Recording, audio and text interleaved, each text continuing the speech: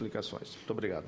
Excelentíssimo senhor senador Blairo Bage, excelentíssimo senhor senador Ivo Cassol, autor do requerimento de convite para a minha presença aqui.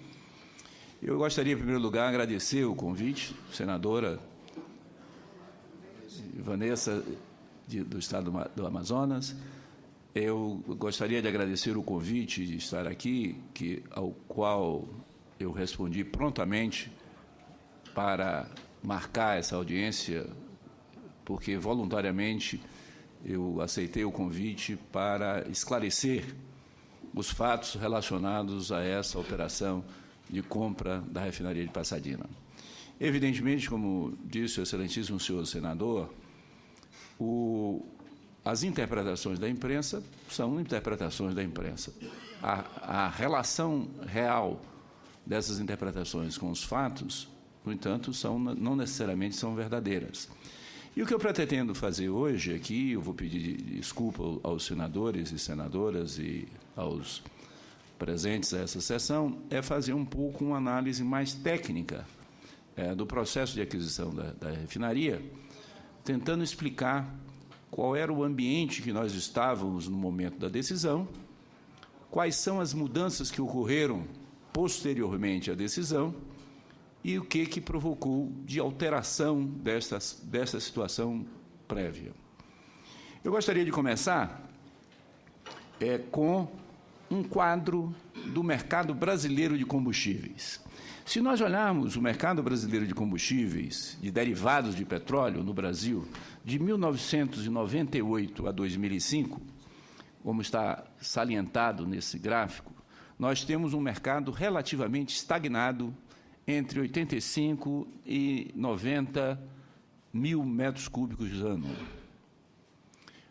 Esta realidade no mercado estagnado, que não crescia o consumo de gasolina, diesel, de QAV, refletia a realidade da economia brasileira em 1998 a 2005. Esta realidade da economia brasileira, para a Petrobras, em 1999, levou a Petrobras a definir uma estratégia, em 99, que era uma estratégia de que nós tínhamos que buscar adquirir capacidade de refino no exterior, uma vez que não havia possibilidade, naquele momento, de expansão do refino no Brasil. A última refinaria feita no Brasil é de 1980. Em 1999, na estratégia da Petrobras, de 99, eu faço questão de insistir que é de 1999, era uma estratégia adequada àquela realidade de 1999, a perspectiva era de crescer, adquirir capacidade de refino no exterior. No plano estratégico da Petrobras de 99, a meta era adquirir 300 mil barris de capacidade de refino no exterior, porque o mercado brasileiro não estava crescendo, como os senhores podem ver nesse gráfico. Evidentemente que, a partir de 2006, a situação se inverte. A partir de 2006, nós temos um mercado brasileiro que cresce a partir de 2006. E nós tivemos, nos últimos anos, um crescimento extraordinário do mercado brasileiro de derivados. Nos últimos 4 anos, o crescimento beira os 42% nesses 3 a 4 anos. O que é um crescimento extraordinário do consumo de gasolina, do consumo de diesel, do consumo de QAV, do consumo de GLP no país, refletindo o crescimento que nós tivemos, a distribuição de renda que nós tivemos e as mudanças que nós tivemos na economia brasileira. Como os senhores podem ver, esse slide mostra um retrato fiel do plano estratégico da Petrobras, esse é um documento da Petrobras, de 1999, outubro de 99. O objetivo era refinar 2,1 milhões de barris por dia de óleo, sendo 1,8 milhões no Brasil, 1,5 milhão de petróleo nacional e 300 mil no exterior. Isso definido em 1999. A partir de 1999, a Petrobras, com seu corpo técnico competente, começa a buscar alternativas de buscar refino no exterior. E, ao buscar refino no interior, prospecta vários negócios, com várias refinarias. O negócio de refino, você não compra a refinaria pelo valor do ativo existente. Você compra uma refinaria pelo valor que esse ativo vai gerar no futuro, em função das expectativas que você tem de qual a margem que essa refinaria vai ter. Uma refinaria processa petróleo cru, compra petróleo cru, processa esse petróleo cru, transforma esse petróleo cru em derivados, em gasolina, diesel, QAV, gás liquefeito de petróleo, benzeno e aromáticos em geral.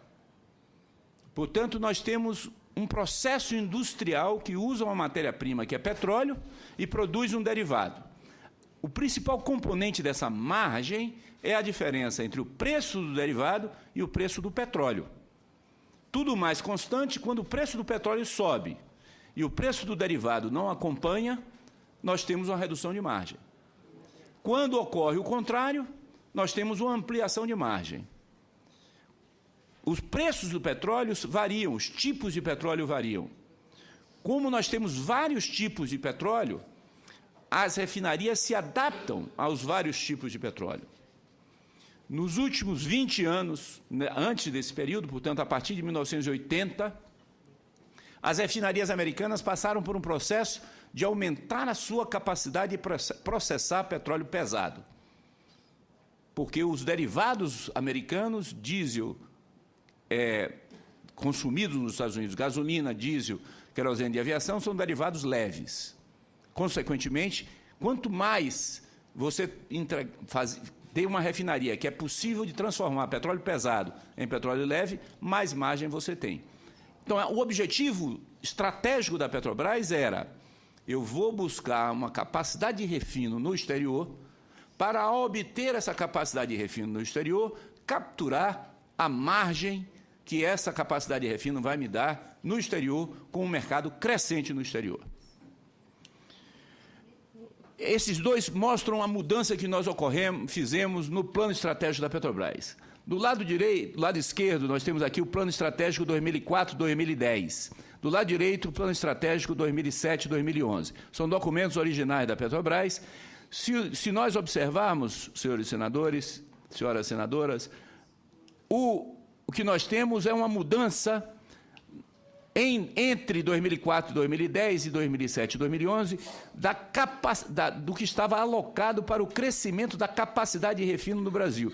Nós saímos de 1,1 bilhão de dólares para 2,7 bilhões de dólares no plano estratégico 2004, 2010, 2007 e 2011, alocados para a expansão da capacidade de refino no Brasil. Então, a grande mudança que ocorreu no ano de 2007 foi a mudança na estratégia da Petrobras de considerar que era necessário ampliar a capacidade de refino no Brasil. É nessa transição que a Petrobras inclui no seu plano estratégico a refinaria do Ceará, a refinaria do Maranhão, a expansão da refinaria Abreu e Lima, em Pernambuco, a refinaria Clara Camarão, no Rio Grande do Norte. Então, na medida em que a Petrobras passa a considerar a necessidade de expandir a construção de refinarias no Brasil, ela muda a prioridade em relação à expansão no exterior. E ela diz: se eu tenho poucos recursos, eu vou fazer prioritariamente a expansão do refino no Brasil. Então, essa mudança ocorre entre 2006 e 2007, exatamente no momento em que nós estamos concluindo a aquisição iniciada no período anterior, na estratégia definida em 99. Então, nós estamos numa fase de transição importante da estratégia da Petrobras em relação ao refino no Brasil e o refino no exterior. Então, como eu disse, sintetizando, nós tínhamos um refino no Brasil sem perspectiva de crescer e precisavam tomar decisões sobre isso no período de 98 a 2005. No período de 98 a 2005, nós tínhamos que levar em conta o outro lado da Petrobras. A Petrobras não é uma refinadora pura. A Petrobras é uma empresa que tem 2 milhões de capacidade de refino, 2 milhões de barris dia de capacidade de refino, mas ela produz 2 milhões de barris dia de petróleo no Brasil. Então, portanto, ela é também uma produtora de petróleo. Então, como produtora de petróleo, quais eram as perspectivas que a Petrobras tinha da produção de petróleo no período 98-2005? Se nós olharmos essa expansão da produção de 96 a 2006, ela aponta um contínuo crescimento da produção de petróleo no Brasil, especialmente da produção de petróleo pesado no Brasil. O petróleo da Bacia de Campos é um petróleo relativamente mais pesado do que a média do Brent, por exemplo. Consequentemente, nós estávamos com uma perspectiva de contínua produção de petróleo pesado. Se nós vamos produzir mais petróleo pesado e nosso mercado interno está estagnado, tem todo sentido buscar caminhos para absorver a margem que eu posso obter da transformação desse petróleo pesado em gasolina, QAV, GLP, diesel e produtos derivados de petróleo. Porque eu vou crescer minha produção e no mercado interno eu não tenho perspectiva de crescer o refino, porque o mercado interno estava estagnado, como eu já demonstrei. Então, nesse sentido, nós tivemos em 2006 uma outra descoberta extraordinária, que é a descoberta do pré-sal. Ao descobrirmos o pré-sal em 2006, as perspectivas de produção da Petrobras se alteram completamente. O petróleo do pré-sal é um petróleo mais leve. Ao ter a visão do crescimento do petróleo do pré-sal, nós temos uma perspectiva de intensa aceleração do crescimento da produção de petróleo. Temos condições de produzir um petróleo mais leve do que o anterior. E, ao mesmo tempo, já identificamos que o mercado brasileiro, a partir de 2006, começa a dar sinais em 2006 de que vai começar a crescer. Que a expansão da frota brasileira de veículos, que a expansão da frota de veículos leves, que o dinamismo da nossa agricultura, com a contribuição especial do Centro-Oeste, que o ex-governador Glório Maggi conhece bastante, da soja, com a utilização do diesel, com a expansão do nosso mercado, nós temos, portanto, uma mudança completa da perspectiva do crescimento do mercado brasileiro de derivados, ao mesmo tempo que nossa perspectiva com o pré-sal é de aumentar a produção. Ao aumentar a produção, eu tenho que redefinir a estratégia, o que ocorre em 2006 e 2007. Esse exemplo é outro exemplo para mostrar a mudança de percepção que nós tínhamos. Aqui nesse primeiro gráfico, eu tenho 2005 a 2012, as projeções realizadas pela Petrobras em 2003 sobre a produção de petróleo pesado. A produção de petróleo pesado, a produção de petróleo leve era essa perspectiva que nós tínhamos de produção de petróleo leve. Ou seja, não tinha nenhuma perspectiva de produção de petróleo leve crescente em 2003. Já em 2006, esta é a projeção. Então, nós modificamos completamente a nossa perspectiva de produção de petróleo leve no Brasil a partir das descobertas do pré-sal. Então, consequentemente, isso faz com que nós, olhando para um horizonte futuro, nós tenhamos, naquele momento, uma visão completamente distinta sobre o tipo de petróleo que nós poderíamos produzir. Portanto, eu tinha refino no Brasil estagnado. Expectativas do Brasil crescer produção de petróleo pesado, naquela época, antes do pré-sal, mais do que podia refinar do Brasil. Então, eu queria ver como é que estava o mercado de refino nos Estados Unidos.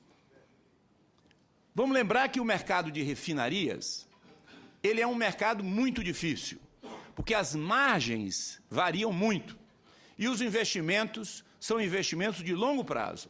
Uma refinaria, para ser construída, leva 4, 5 anos. Não é à toa que a última refinaria nova, chamada refinaria Greenfield, feita nos Estados Unidos, foi feita em 1976. A última refinaria Greenfield no Brasil foi feita em 1980. Portanto, de 80, na década de 80, 90, os primeiros 10 anos de 2000, os investimentos em refino foram refreados no mundo inteiro. Esses investimentos foram refreados porque as margens são muito voláteis.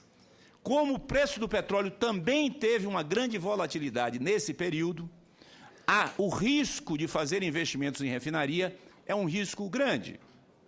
Consequentemente, o que aconteceu nesse período foram dois fenômenos. Primeiro, um aumento dos investimentos na qualidade dos derivados de petróleo, para reduzir a quantidade de enxofre nos derivados.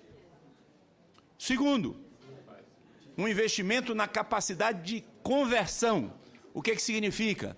Fazer com que cada refinaria possa processar mais o petróleo pesado, produzindo derivados leves. Então, esses dois movimentos ocorreram fortemente no mundo inteiro, inclusive no Brasil. Se inicia, no final da década de 90, os investimentos em qualidade do nosso diesel, da nossa gasolina, e em aumento da capacidade de conversão de nossas refinarias. É bom lembrar que nossas refinarias foram construídas originalmente para processar petróleo importado, petróleo leve importado, e não para processar o nosso petróleo pesado. Portanto, nós precisávamos fazer investimentos em nossas refinarias, mesmo sem aumentar a capacidade de produção, para torná-las mais capazes de processar o nosso próprio petróleo. Portanto, vamos olhar um pouco o que acontecia no mercado americano. Então, o mercado americano, notem o que acontece. Essa primeira curva mostra as importações americanas de petróleo pesado e de petróleo leve.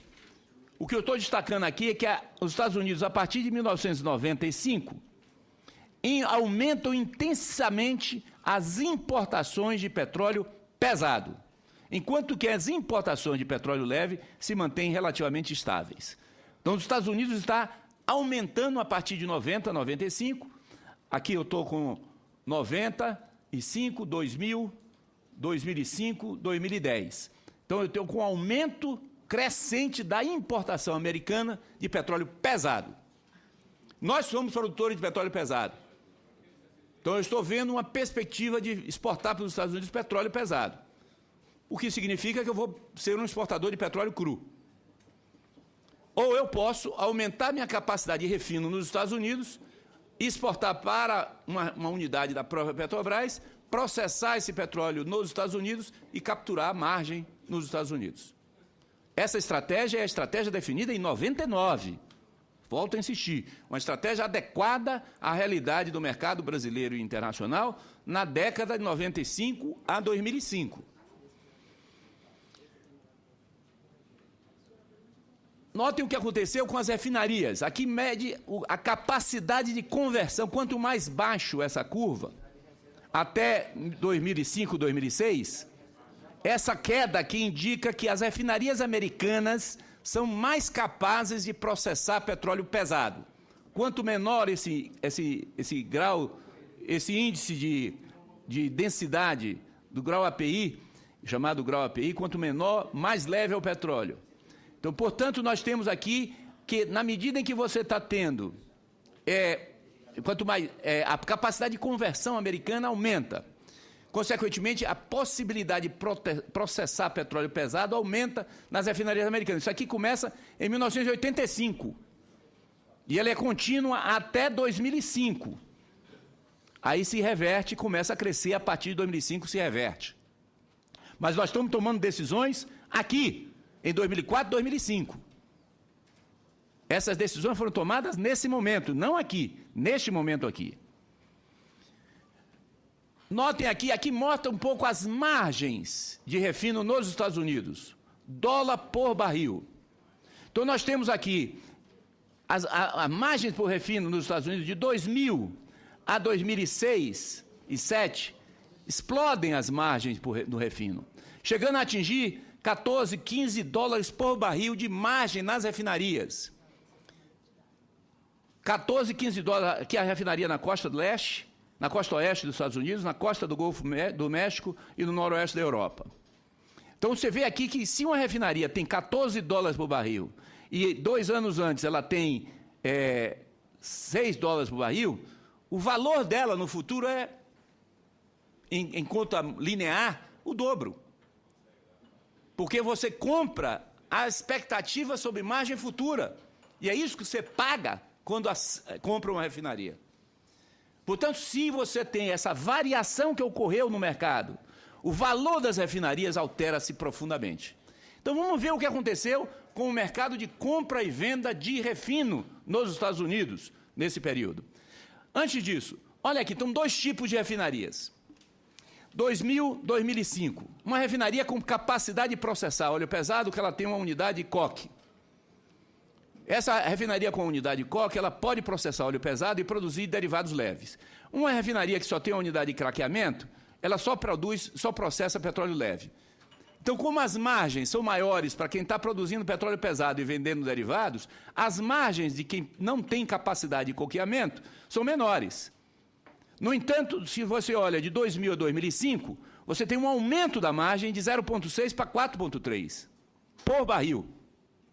Da mesma maneira que você tem um aumento nessa margem do petróleo de refinaria de baixa conversão, portanto, refinaria não sofisticada, com baixa complexidade, de 4,7 para 14 dólares por barril. Se eu saio de 4,7 para 14 dólares, eu tenho 3 vezes o valor da refinaria. Isso é um fenômeno do mercado, não é de cada operação específica. É um fenômeno que ocorreu no mercado americano, onde você tem dezenas, centenas de refinarias. Essa é uma realidade do mercado que aconteceu neste período 2000 a 2005. Vamos olhar mais ainda. A diferença entre o preço do petróleo pesado e o preço do petróleo leve, que é um elemento fundamental para determinar os ganhos das refinarias. Então, do ponto de vista do período que nós estamos considerando, que é o período 2000 a 2005, olhem o que acontecia com as margens abaixo de zero. Significa abaixo de zero que o petróleo Brent, que é um petróleo mais pesado do que o WTI, que é um petróleo mais leve, era mais barato do que o petróleo leve. Então, eu tenho aqui uma margem grande entre o petróleo pesado e o petróleo leve, onde o petróleo pesado é mais barato. Então, eu posso comprar uma matéria-prima mais barata, processar essa matéria-prima na minha refinaria e produzir um derivado de petróleo mais caro e ganho uma margem maior. Tenho melhor condição de competir do que quando eu compro um petróleo mais leve, processo e vendo o mesmo derivado. Portanto, a vantagem competitiva para quem adquire uma refinaria é adquirir uma refinaria que tenha uma capacidade de processar pouco este petróleo pesado, porque ela é mais barata, porque a margem do petróleo leve é mais barata, é menor. Você compra uma refinaria, portanto, com baixa conversão, investe nessa refinaria, transforma essa refinaria em termos de capacidade de conversão para processar o seu petróleo pesado e ganhar margem no futuro. O negócio de refino ocorre desta maneira, não apenas com a Petrobras, não apenas com Pasadena, com todas as operações que eu vou mostrar que ocorreram no período. Houve uma estratégia geral das refinadoras, dos produtores de petróleo, buscando capacidade de refino quem tinha disponibilidade de petróleo pesado.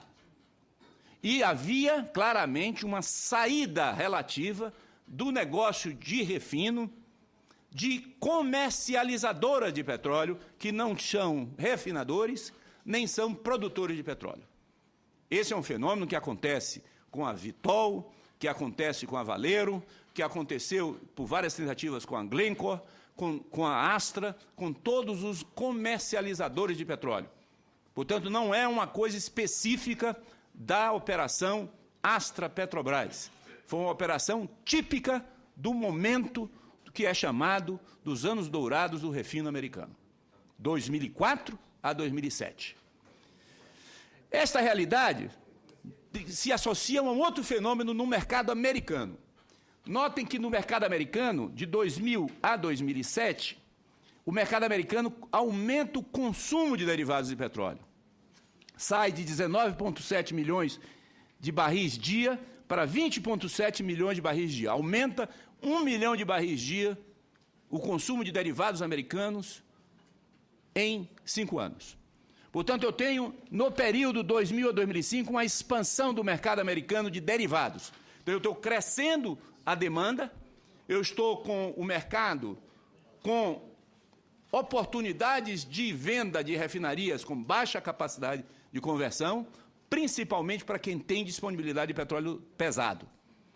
Esse é o quadro do mercado entre 2000 e 2005. E é nesse quadro que a estratégia da Petrobras, definida em 99, se estabelece. E é nesse quadro que a estratégia da Petrobras, definida em 99, se consolida na aquisição de Pasadena.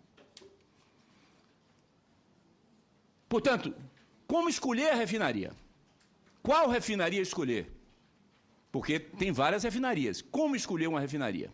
Primeiro elemento importante é que não interessa, nesse contexto, comprar uma refinaria top de linha. Não interessa, nesse contexto, comprar uma refinaria que faz toda a conversão possível. Por quê? Porque se você comprar essa refinaria, você vai pagar por ela todo o valor futuro esperado. Então não tem margem para você ganhar. Você tem que comprar uma refinaria que tem baixa conversão. Você tem que comprar uma refinaria que você, através do seu investimento para a construção de novas unidades, você possa vir a processar petróleo mais pesado, já que você dispõe de petróleo mais pesado. Então, a lógica de quem é produtor de petróleo pesado é essa: eu vou comprar uma refinaria menos complexa, com menos capacidade de conversão, vou investir nessa refinaria para, com isso, ganhar a margem entre o meu petróleo e o derivado leve que eu vou vender no mercado, que está crescendo. Esse é o quadro 2005 que nós estamos para tomar decisões. Notem o que acontece no mercado de compra e venda de refinarias nos Estados Unidos. Aqui eu tenho, a partir de 2000 a 2005, várias operações com refinarias americanas. Calumet, Tosco, Shamrock, Valero, Shell, Arábia Saudita, Tesouro, Valero, Giant, Holy Frontier, Premco, Tesouro, ConocoPhillips, Flint Hills, Suncor, Sunoco, Trigent, Valero, Premco, Transcor, Astra, Big West Oil, Suncor, Conaca, Encana, Harvest, Petrobras América, que é o caso da Pasadena, Husky e New Star. São todas as operações de aquisições que ocorreram nesse período. Notem que os valores, aqui está uma métrica que é comum nesse negócio. É o valor que você compra a refinaria, dividido pela capacidade de processamento que essa refinaria tem. Isso dá o valor do investimento por barril de capacidade de processamento. E aqui nós vamos ver que temos baixíssimos valores aqui nesse período. E valores mais altos em 2006. Essas são operações que ocorreram nesse período. O valor médio de aquisições de refinaria no período de 2006 foi 9.734 dólares por barril. 9.734 dólares por barril. A aquisição de Pasadena foi 7.200 dólares por barril, incluindo estoques. Incluindo estoques nesses 7.200. Portanto, abaixo da média das operações do período. Perfeitamente em linha com o mercado no período que estava. Eu vou entrar em detalhes nessas operações de 2006. Porém, o que eu quero mostrar é que esses 7.200 da aquisição tem um primeiro confusão que está sendo feito na informação. A aquisição da refinaria, ela é uma aquisição de uma capacidade de refino. É um hardware, é um equipamento que processa petróleo. A refinaria tem matéria-prima. Como você está comprando uma refinaria em operação, ela dispõe de estoques. Estoques que são pagos por quem compra. Mas esses estoques, eles se transformam em produtos. Portanto, eu não posso somar o valor do estoque com o valor da aquisição do ativo. São duas coisas diferentes. Então, esses 7.200 representa os 360 milhões de dólares pagos pelas 50% da refinaria, dividido por 50 mil barris de capacidade de refino. Porém, eles estão incluídos os estoques. É preciso destacar os estoques, eu vou destacar mais adiante. Então, a primeira operação importante que eu queria chamar a atenção é a operação da Conaca. Tá, a linha aqui está errado, a Conaca é essa daqui. Tá certo? A Conaca foi em março de 2006. Ela foi comprada, ela é um grupo produtor de oil sands, de areias, de petróleo das areias bituminosas do Canadá, que produz um petróleo pesado. Então, quem compra é um produtor de petróleo pesado do Canadá, que compra de uma refinadora independente, uma refinaria pequena, de 8.500 barris por dia, e paga $6.470 por barril. $6.470 por barril de capacidade. Eu não sei quanto tem aqui de estoque, mas eu vou considerar o valor total pago anunciado, é 6.470. Quando eu olho para a Encana, que é essa daqui, a Encana é uma produtora também de petróleo de areia bituminosa do Canadá, também produtor de petróleo pesado, que adquire da ConocoPhillips, que é um refinador e produtor de petróleo americano, a Wood River Refining, uma capacidade de 306 mil barris por dia. Ela adquire 49% desses 306, pagando $13.081 por barril. $13.081 por barril. Em agosto de 2006, a Harvest Energy, que é um fundo de investidores de energia, é um fundo de investidores que aplicam na energia no Canadá. A energia do Canadá é produtora de petróleo pesado, basicamente, produtora de petróleo pesado, compra da Vitol, que é uma trader, que é uma comercializadora de petróleo, uma refinaria com capacidade de 111 mil barris por dia, pagando $13.900 por barril. $13.913 por barril. Em maio de 2007, a Husky, que é um fundo de investidores do Canadá, adquire uma refinaria em Illinois, a Lima Refinery, com capacidade de 165 mil barris por dia, pagando $11.515 por barril. Portanto, esses são os valores das operações realizadas em 2006. Quando nós olhamos a nossa aquisição, nós pagamos $3.800 pela capacidade de 50 mil barris por dia. 3.800, porque 170 milhões é para estoque. Então, o primeiro elemento importante é isso, é que a operação foi a aquisição de dois negócios, uma refinaria e uma comercializadora com seu estoque. São duas operações distintas que, no noticiário, estão sendo confundidas. A operação de comercialização é uma compra de estoques, que são processados e vendidos. Portanto, não podem ser confundidos com a compra da capacidade de processamento, que é outra coisa completamente distinta.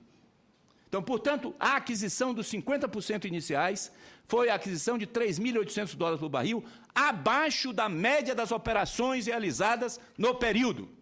Portanto, absolutamente normais do ponto de vista negocial e do ponto de vista técnico. Além disso, há outro equívoco. A Transcor comprou a refinaria por 42 milhões antes. Porém, ela investiu, e ela anuncia isso antes de fazer a operação com a Petrobras, ela investe 84 milhões nesta refinaria.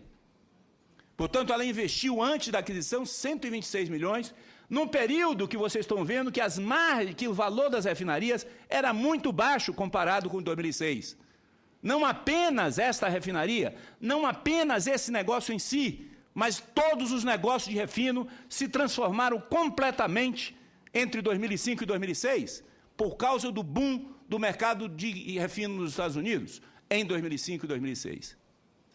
Consequentemente, não há nenhum equívoco, nenhum problema de considerar que a Petrobras fez qualquer negócio escuso sobre a aquisição da refinaria. Ao contrário, fez um negócio absolutamente em linha com a realidade do mercado de 2005 e 2006, seguindo uma estratégia definida em 99. Corretamente definida em 99. Não é equivocada a estratégia. Vamos ver, então, a refinaria. A refinaria é extremamente bem localizada. A refinaria está no porto de Galveston, na costa do Texas, na beira do Golfo do México, uma ponte logística fundamental, está integrada com todos os gasodutos que alimentam, está na boca do gasoduto, do oleoduto, que alimenta o principal mercado americano, que é o mercado do leste americano. Portanto, ela está extremamente bem situada. Tem espaço para crescer, tem espaço para se viabilizar novos investimentos, portanto, ela é um ativo extremamente bem localizado, adquirido pela Petrobras. Não é um ativo desprezível, é um ativo importante que sofre, evidentemente, todos os efeitos das flutuações de margem que afetam o negócio de refino.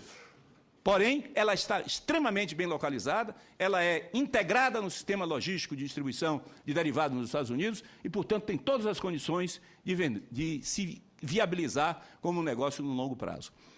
A Astra, ela é uma comercializadora de petróleo, ela não é uma refinadora, ela é uma empresa belga fundada em 1947, tem um faturamento de 6 bilhões de euros ano, não é uma empresinha qualquer, é uma empresa comercializadora, não é refinadora. Portanto, a lógica do comercializador é comprar e vender derivados de petróleo.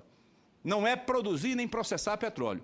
Portanto, a lógica de um comercializador é uma lógica essencialmente de curto prazo. Não é uma lógica de um refinador que tem que ter uma lógica de longo prazo. Ele é um trader. Portanto, que opera, e o senador conhece isso, porque o mercado de soja tem muito desse tipo de operação. Não é um produtor de soja. Ele não está investindo para fazer a fazenda produzir soja, ele está querendo comprar e vender soja. Ele vende, inclusive, derivado também, opera também, ele trabalha com petróleo bruto, com derivados de petróleo, com gás natural, carvão, coque e energia. Portanto, ele é um comercializador. O que é que acontece em 2008? Acontece um fenômeno que todos conhecem. O mundo entra em crise. A crise maior da história do século XX. Uma crise que até agora a Europa não saiu. Uma crise que afeta os Estados Unidos. Uma crise que se expande pelo mundo. E essa crise afeta substantivamente a realidade das economias. Aqui nós estamos em 2007 até 2009. Todas as economias caem o crescimento. Seja o crescimento mundial, o crescimento das economias avançadas, o crescimento das economias emergentes, a China e a Índia, todo mundo cai. E o que acontece com o Brasil nesse período? Diferentemente do resto do mundo, nós crescemos. Diferentemente do resto do mundo, nossa economia de mercado de derivados cresce em 2008 e 2009. Diferentemente de outros lugares do mundo, nosso consumo de gasolina diesel cresce. Diferente de outros lugares do mundo, nossa perspectiva de crescer a produção de petróleo aumenta e não diminui. Portanto, nós temos uma situação em que, do ponto de vista relativo do mercado brasileiro e em termos do mercado internacional, claramente nós temos que nos voltar mais e mais para o mercado brasileiro, para o mercado interno brasileiro, diminuindo a nossa presença, principalmente na área de refino no mercado internacional. Se nós olharmos os preços, notem, isso aqui também é preços internacionais, isso não tem nada a ver com o preço do Brasil. Em 2008, 2007 e 2008, nós temos esse aumento do preço do petróleo, desaba o preço do petróleo, mas note o que acontece posteriormente ao desabamento do preço do petróleo a partir de meados de 2009. O preço do petróleo recupera em plena crise.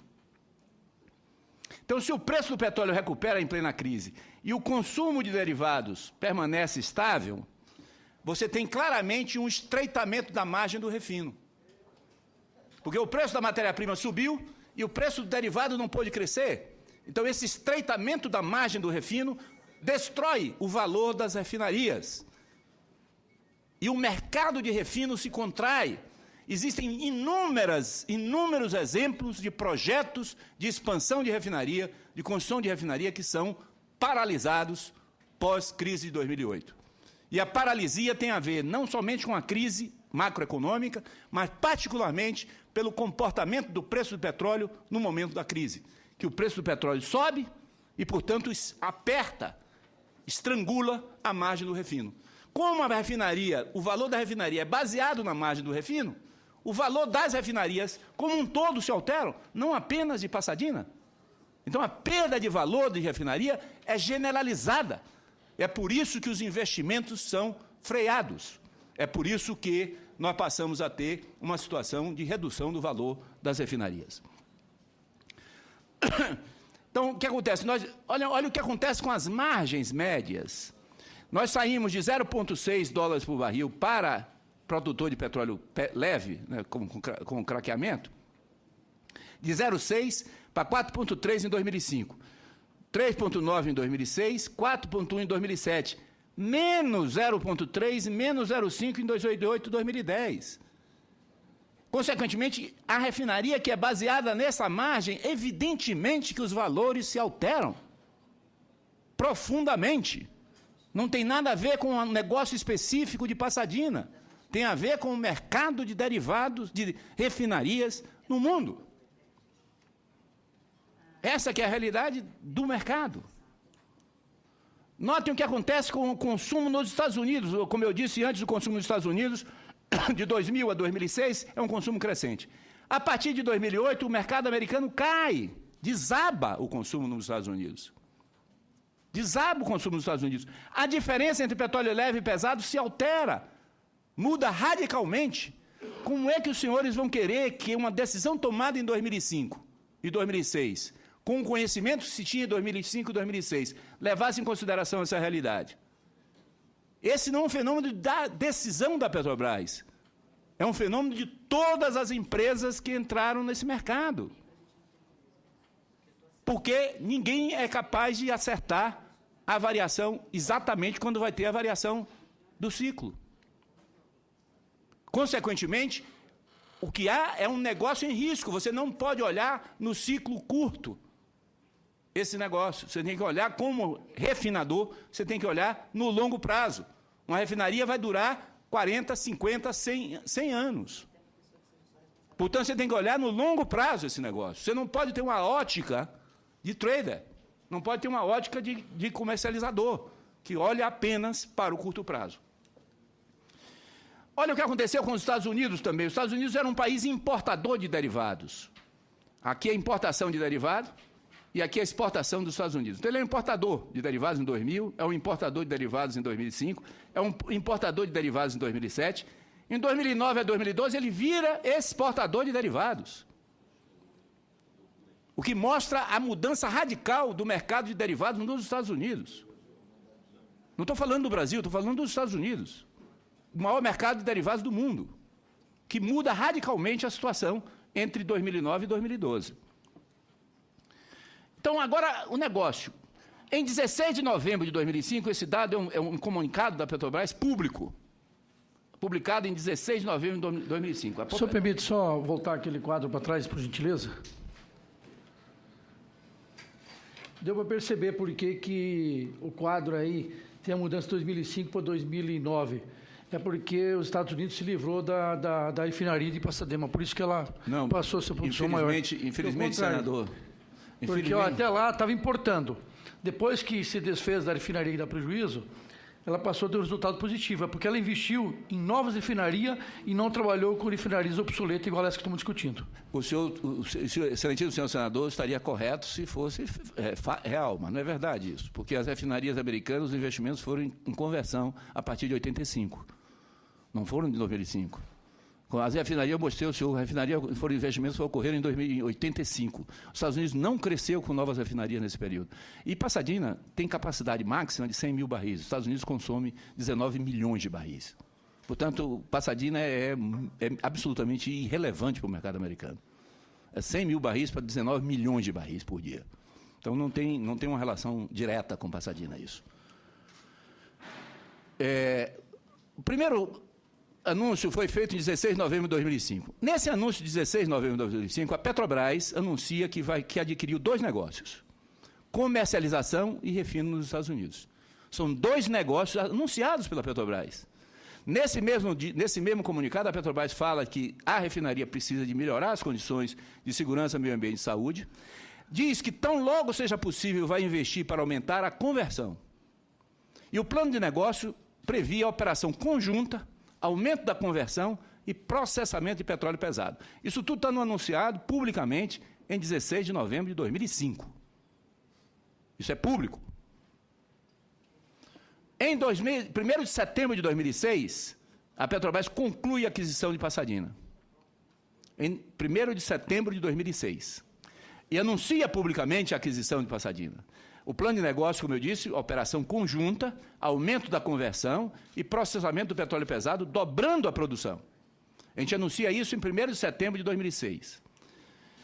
Em 3 de julho de 2008, nós anunciamos o início do processo arbitral contra a Astra. O que acontece de 2006 até 2008? Diferenças de percepção entre os dois sócios sobre a realidade do mercado e sobre a disposição de investir. Então, essa transição 2006-2008, para a Astra, que é um comercializador, ela quer resultados de curto prazo. Então, ela não quer fazer investimentos que arrisquem passar por um novo ciclo. Enquanto nós, que somos produtores de petróleo pesado, que vamos continuar produzindo petróleo pesado, que estávamos com uma lógica de expansão do refino com conversão nos Estados Unidos, tínhamos uma outra visão. Então, a diferença de percepção entre dois sócios leva a uma crise societária. E essa crise societária se manifestou numa ação arbitral da Petrobras contra a Astra, em 19 de junho de 2008. No dia 1º de julho de 2008, portanto, 10 dias depois, 19 de junho e 1º de julho, portanto, são 10 dias de diferença, a Astra entra com um processo na justiça americana contra a Petrobras, por motivos diferentes. A Petrobras, a arbitragem é por falta de compromissos com a refinaria. A Astra entra por exercer o direito de venda dos restantes 50%. São dois processos distintos, iniciados em cortes distintas e com objetivos distintos. O negócio entra em fase acelerada de litígio. A sociedade tem que se desfazer, coisa que acontece várias vezes em negócios. 16 de abril de 2009, a Petrobras anuncia a decisão do processo arbitral sobre o direito de venda, que fixa o valor e a forma de pagamento dos 50% remanescentes. Quem fixa o valor da segunda parcela dos 50% não são as condições de mercado, são as condições contratuais retroagindo a 2007. Porque as condições contratuais iniciais diziam que os direitos de saída eram garantidos. Por quê? Por que tinha o direito de saída? Porque a Petrobras iria processar na refinaria petróleo brasileiro. Processar, portanto, uma proporção de petróleo brasileiro superior aos 50% que ela tinha na refinaria. Portanto, ela tinha uma vantagem em relação ao sócio. E o sócio, portanto, teria que, para garantir a simetria de direitos na sociedade, ter uma porta de saída com o direito de venda nessa porta de saída. E é isso que acontece com a definição de regras no contrato para valorar esse ativo de forma distinta do que está no mercado, para proteger o sócio, uma vez que a Petrobras tinha a vantagem de processar o seu próprio petróleo na sua própria refinaria, que era 50% dela. No dia 12 de março de 2010, a Corte Federal de Houston confirma a decisão arbitral. Portanto, a Corte e a Justiça Americana que fixa o direito de venda. A Petrobras não pagou esse valor ainda, nesse momento, e ela fixa o valor dos 100% a partir de 17 de setembro de 2008. Assim como o valor da comercializadora, isso é muito importante. Então, a Petrobras adquire a refinaria, que é a capacidade de processar, e uma refinadora que tem estoques de produtos, matéria-prima e produtos elaborados. Esses estoques são processados e vendidos, portanto, não podem ser considerados como parte do investimento. O valor para a comercializadora, com base nos estoques de 1/7 de 2008, foi fixado em 170 milhões, correspondente aos estoques e dívidas existentes com a Astra. Mas, além disso, foram pagos mais 173 milhões, correspondente à garantia bancária das operações comerciais.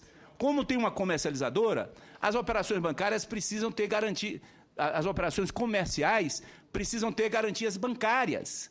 As garantias bancárias são feitas pelo sistema bancário, não é pelo sócio. Portanto, 173 milhões não foram pagos para os sócios, foram pagos para pagar os bancos que deram garantias bancárias às operações comerciais. Não para a aquisição do ativo, mas a operações comerciais, portanto, fora do ativo, capital de giro, não capital fixo, não formação de ativo.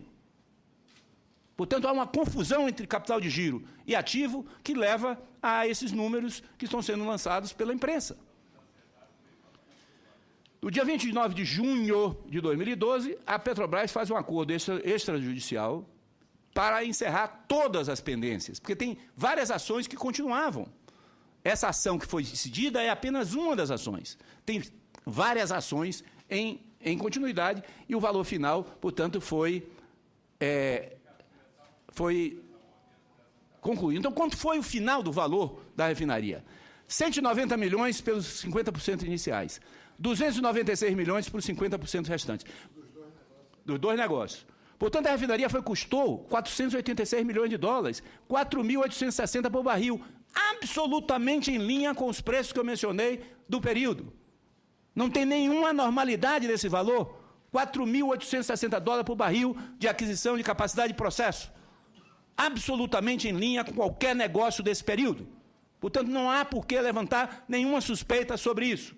Além disso, foi pago 170 milhões pelo estoque inicial, mais 170 milhões pelos 50% remanescentes e as operações da comercializadoras. E 173 milhões de garantia bancária, juros e honorários.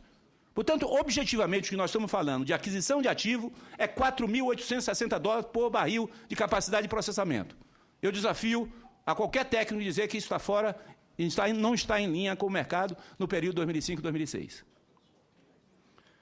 Vamos fazer uma especulação aqui além disso.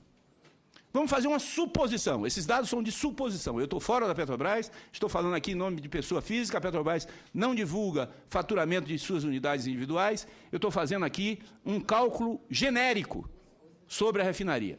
70% da capacidade utilizada, 70 mil barris por dia.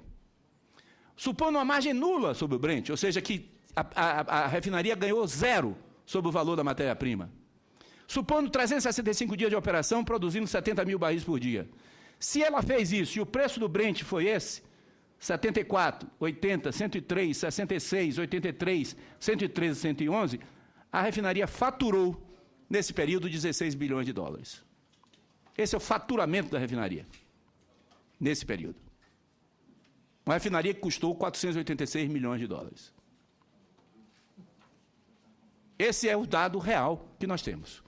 Portanto, para concluir, a aquisição da refinaria de Pasadena foi um negócio normal, na conjuntura de 2004, 2005, com preços em linha com o mercado, resultou em disputas societárias, e após a dissolução, o ativo permanece. O ativo está na mão da Petrobras 100%. E a Petrobras está com um ativo extremamente bem localizado e com a reversão do ciclo do derivado, que vai ocorrer mais cedo ou mais tarde, ela tem uma oportunidade grande de fazer aumentar o retorno desse ativo. Portanto, eu não vejo nenhuma razão para ter grandes problemas, a não ser a desinformação e a falta de conhecimento sobre o assunto. Muito obrigado, senhor senador.